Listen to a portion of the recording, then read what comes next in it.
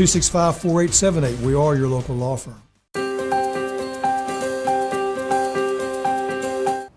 Chances are many of you, if not most of you watching this morning, have at some point gone through physical therapy and hopefully had great success. But if you are watching this morning and you've been dealing with chronic pain, you chances are know that your needs are very different. They certainly know that over at the Center for Sports Medicine. Brandy Parker is very happy to be joining us this morning, talking about really and truly a brand new and very unique program they offer there now called ACT. Great to see you. Good morning. Thanks for having us today. There is a humongous difference. I have someone in my family who's dealt with chronic pain in that versus an acute issue that you have to just heal and then move on with. Yes. So ACT is acceptance and commitment therapy. It is a method of therapy where we are using to help treat chronic pain. And then the goal of ACT is to allow an individual to accept painful sensations in their body, which they have been unable to control, and be able to return to the activities which they value. So it's a little bit different from that acute kind of injury versus that kind of prolonged and things aren't working type of pain. Okay, so let's pause there for just a minute, because if you haven't ever experienced chronic pain, it's just hard to conceive what it is to hurt all the time or a good chunk of your day. So let's say you're someone and you have fibromyalgia, for example. Would this be somebody who would benefit from ACT? Absolutely. A typical patient is one who's had pain for an extended period of time. So we've seen that exact diagnosis with fibromyalgia, and it is likely that they've not seen results from trying medications, previous therapy, or even other treatments in the medical field.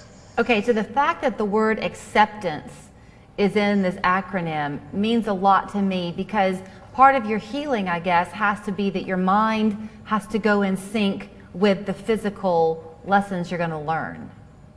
Correct. So it differs from traditional therapy in the sense that we are specifically addressing our mind and our thoughts in relation to the pain we feel as we do things throughout the day. So to do this, we will be providing some exercises for our mind.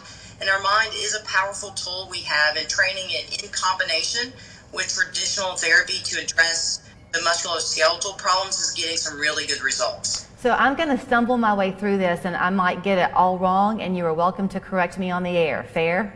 But Fair. Is it true that our brains are what signal our pain? So our brain is the interpreter of pain. So while we may hurt our finger, it is our brain that actually interprets that sensation in our finger and allows us to know that our body could be in danger and that we need to respond to the pain. So the brain's the interpreter and the communication center for our bodies. Okay, so if you have somebody who were to come your way, which they do, with a traditional physical therapy need, perhaps they had knee surgery and they've got to recover from the knee surgery. That's an anatomical, physical injury that you're helping them recover from, and while it hurts, there's something there. If the pain is chronic, does the brain end up essentially making the pain heightened over time? Correct. So the brain, when it is continuously exposed to brain, can get very sensitive to the pain, and so it will be broadcasting to us that we are in continuous pain all the time, and that is something that we're addressing using these mind and thought exercises, where we start becoming aware of what our brain is doing and start going through some exercises to rework that. So I would think that this is beneficial, Brandy, on lots of levels. The physical, hopeful pain minimizing is one of them, but when you have a lot of chronic pain, that can lead to other conditions. The depression is common in people with chronic pain. So do you see that alleviated a little bit too?